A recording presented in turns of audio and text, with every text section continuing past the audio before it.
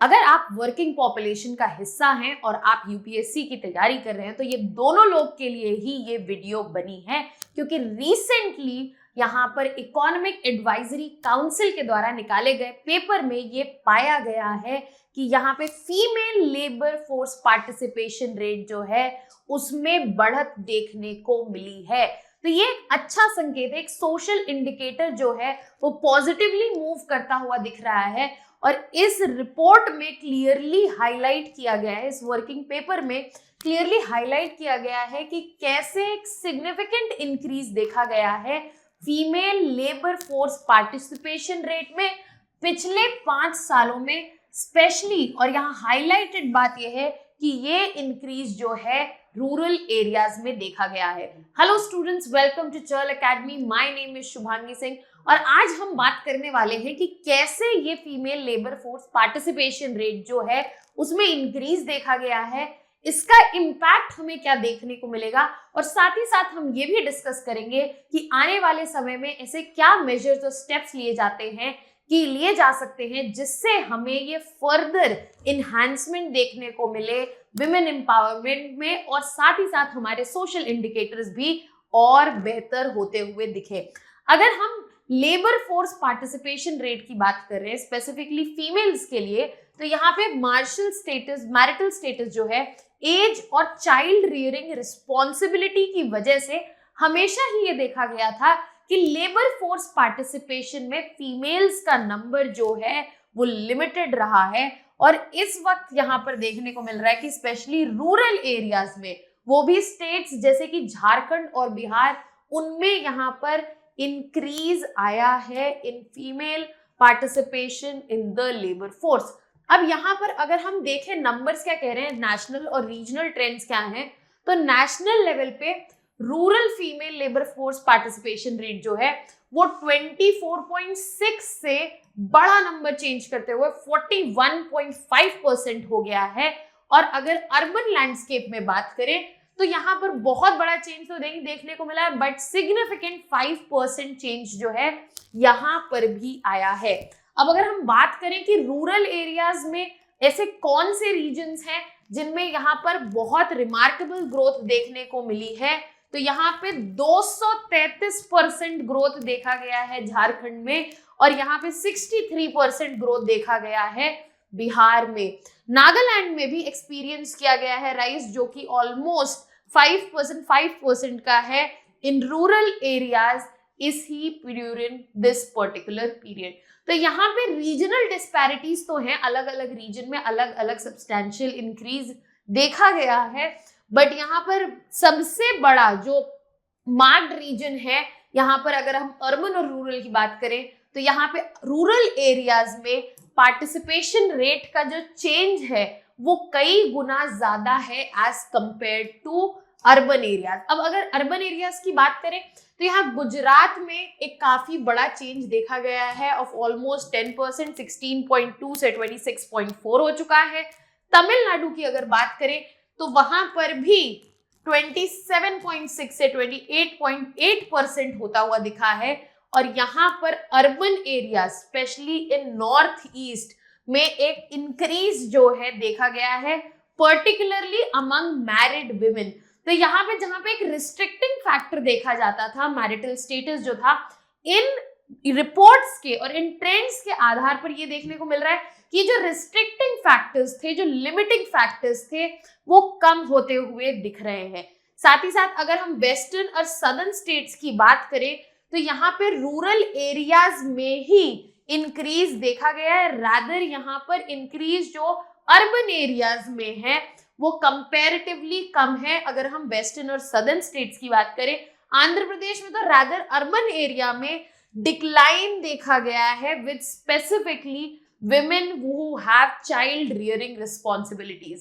तो हम यहाँ देख सकते हैं कि जो नंबर है वो काफी वेरिएट कर रहा है अक्रॉस द रीजन्स, बट यहाँ पर एक सिग्निफिकेंट और डेफिनेट इंक्रीज है एट नेशनल लेवल, चाहे हम अर्बन एरियाज की बात करें या फिर हम यहाँ पर रूरल एरियाज की बात करें। अब यहाँ पर बात आती है कि इंक्रीज तो हमें देखने को मिला है, अब इसका इम्पैक्ट हम क्या एक्सपेक्ट कर सकते हैं और ये क्या चेंजेस जो है लेके आ रहा है। तो सबसे पहला इम्पैक्ट और ऑब्वियस इम्पैक्ट मैं कहूंगी यहाँ पर फीमेल विमेन पे देखने को मिलेगा। उनके इकोनॉमिक इंडिपेंडेंस में बढ़ोतरी देखने को मिलेगी, जहां पे उनका ये जो बढ़ता हुआ पार्टिसिपेशन है उनके फाइनेंशियल सिक्योरिटी को तो फैसिलिटेट करेगा ही करेगा, साथ ही साथ उनको एम्पावर भी करेगा।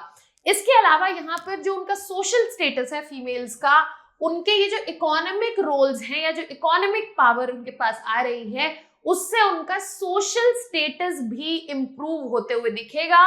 और यहाँ पर जो ट्रेडिशनल फिक्स्ड जेंडर रोल्स हैं उसमें भी आने वाले समय में हम बदलाव होते हुए देख सकते हैं।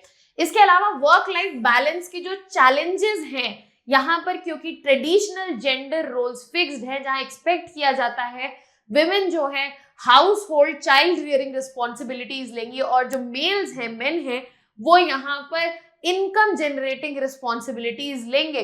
तो यहाँ पर ये जो वर्क लाइफ बैलेंस है specially for females, it's very difficult अगर वो एक वर्किंग रोल में भी है और उनके पास हाउस होल्ड रिस्पॉन्सिबिलिटीज भी है।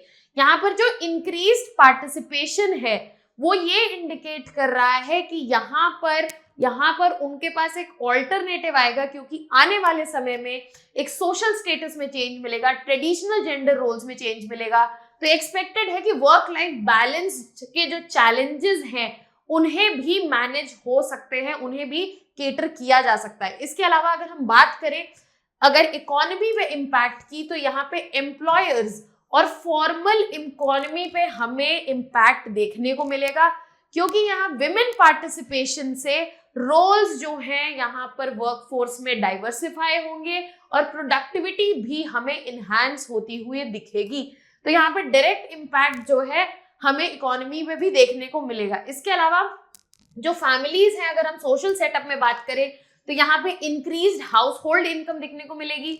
इंक्रीज्ड हाउस होल्ड इनकम के अलावा फैमिली डायनामिक्स जो है वो शिफ्ट होंगे, क्योंकि यहाँ पे डिसीजन मेकिंग जो है अक्सर उसी के पास देखी जाती है जो घर में पैसा ला रहा है। तो अगर यहाँ पे फीमेल्स के पास बेटर पार्टिसिपेशन रहेगा, वर्किंग रोल्स रहेंगे, फाइनेंशियल इंडिपेंडेंस रहेगी, तो उम्मीद है आने वाले समय में इक्विटेबल डिसीजन मेकिंग भी देखने को मिलेगी। इसके अलावा डुअल रिस्पॉन्सिबिलिटीज जो हैं, अगर हम बात करें तो यहाँ पे कुछ चैलेंजेस भी हैं, जहाँ पे हम वर्क लाइफ चैलेंजेस की बात कर रहे थे और कि एक्सपेक्ट कर रहे थे कि आने वाले समय में हो सकता है with the change we are seeing in the society वो एड्रेस हो। यहाँ पर डुअल रिस्पॉन्सिबिलिटी जो है, चाहे वो काम की हो, घर की हो और बच्चों की हो, वो अक्सर यहाँ पे औरतों पे होती हैं और इस वजह से वो काफी चैलेंज सिचुएशन में रहते हैं in balancing domestic duties as well as the work. तो यहाँ पे एक इंक्रीज्ड बर्डन भी देखने को मिल सकता है इन टर्म्स ऑफ रिस्पॉन्सिबिलिटी। इसके अलावा डायरेक्ट इम्पैक्ट हमें देखने को मिलेगा एजुकेशन और स्किल्ड डेवलपमेंट पर। यहाँ पर जहाँ पर विमेन पार्टिसिपेशन रेट जो हमें बढ़ता हुआ दिख रहा है लेबर फोर्स में, इसी की वजह से डिमांड जो है स्पेशली विमेन एजुकेशन की बढ़ेगी, उनके स्किल डेवलपमेंट की बढ़ेगी और यहाँ पर हमें उसमें भी बढ़ोतरी जो है होती हुई आने वाले समय में दिखेगी। अब हमने जब इम्पैक्ट की बात कर ली, हम ये इम्पैक्ट जो है आने वाले समय में देख पाएंगे, कुछ चेंजेस आते हुए दिख रहे हैं।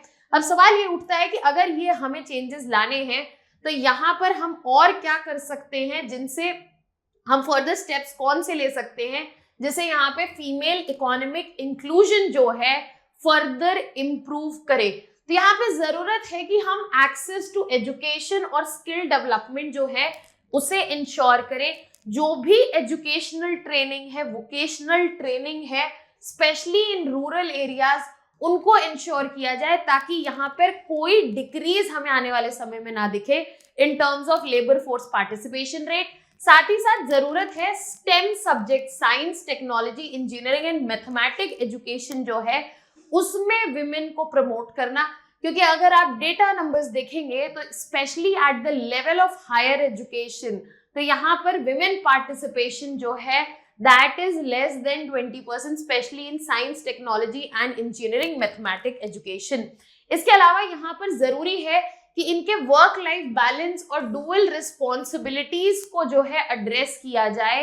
यहाँ पर जेंडर डिफाइंड जो रोल्स हैं उनसे आगे बढ़ा जाए और इसके लिए पॉलिसीज बनाई जाए जो जेंडर न्यूट्रल हो और यहाँ पर इंश्योर किया जाए कि उनको equal pay for equal work मिले, और अगर उनके पास रोल्स हैं तो उनके लिए उनको फ्लेक्सिबल वर्क पॉलिसीज बनाई जाए ताकि वो दोनों ही रोल्स अच्छे से मैनेज कर सके और उनके लिए उनको अप्रोप्रिएट रिवॉर्ड एंड फ्लेक्सिबिलिटी दोनों ही रेगुलर बेसिस पर मिलती रहे। Otherwise women will be discouraged and they wouldn't be participating in the workforce like they are. तो यहाँ पे जरूरी है कि ऐसी पॉलिसीज, ऐसा सपोर्ट और स्पेशली चाइल्ड केयर ऑप्शन, जिसकी वजह से अक्सर यहाँ पे एक लिमिटिंग फैक्टर की तरह जो काम करता है वो ना हो, और यहाँ पे प्रमोट किया जा सके इनका जो पार्टिसिपेशन है through policy and facilities, and we see further increase participation in coming years. इसके अलावा अगर हम बात करें तो ये जरूरी है कि फाइनेंशियल सर्विसेज जो है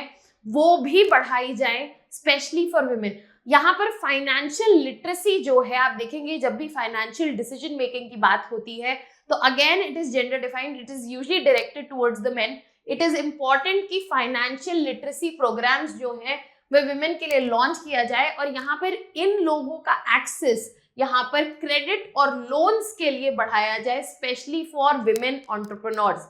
आगे यहाँ पर हमें ये भी इंश्योर करना है कि जो इंफ्रास्ट्रक्चर है वो जेंडर रिस्पॉन्सिव हो, जो पॉलिसीज बने वो भी जेंडर रिस्पॉन्सिव हो, क्योंकि यहाँ पर अगर हम सेफ और अफोर्डेबल पब्लिक ट्रांसपोर्टेशन नहीं इंश्योर कर पाएंगे, सेफ्टी नहीं इंश्योर कर पाएंगे, ऐसी वर्क प्लेस पॉलिसी, चाहे वहां पे हम मटर्निटी लीव की बात करें, एंटी डिस्क्रिमिनेशन की बात करें, सेक्सुअल हैरासमेंट की बात करें, अगर हम सेफ्टी को प्रायोरिटाइज नहीं करेंगे तो अगेन यहाँ पे डिस्करेजमेंट मिलेगा इस पर्टिकुलर जेंडर को, एंड अगेन इनका ये पार्टिसिपेशन जो है इफेक्ट हो सकता है। इसके अलावा जरूरत है कि हम एंटरप्रेन्योरशिप जो है यहाँ पर इनकरेज करें। अगर हम चाहते हैं कि फर्दर इनहैंसमेंट हो लेबर फोर्स पार्टिसिपेशन रेट में फीमेल्स का, तो यहाँ पर जरूरी है कि वो एम्प्लॉय तो हो रहे हैं, बट अगर उनको सेल्फ एम्प्लॉयमेंट अपॉर्चुनिटीज क्रिएट करनी है, बिजनेसेस एंटर करना है, तो उनके लिए ये सब भी फैसिलिटेटेड हो और उनकी एंटरप्रेन्योरशिप को हम इनकरेज करें।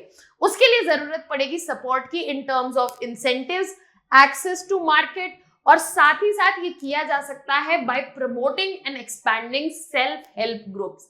तो ऐसे कई मेजर्स हैं जो इंडिविजुअल लेवल पे, ग्रुप लेवल पे एंड गवर्नमेंट लेवल पे लिए जा सकते हैं to further enhance the labour force participation rate that is being seen in women, and जो कि एट प्रेजेंट इंक्रीजिंग है, but we have to remember regional variation बहुत ज्यादा है और सोसाइटल फैक्टर्स जो है अभी भी इतने कंड्यूसिव नहीं है। Now let us look at a practice question here. Analyze the trends in the female labor force participation rate in India between this duration with a focus on regional disparities and the impact of marital status and family responsibilities. दूसरा portion है what policy measures can be implemented to improve the economic inclusion of women, particularly in rural and urban areas. You can send in your answers in the comment section. I hope इस topic से related सारे dimensions जो हैं आपको clear हुए हैं। ऐसी और वीडियोस और कंटेंट रिलेटेड इंफॉर्मेशन के लिए please subscribe to your YouTube channel. That was all from my side. Thank you so much.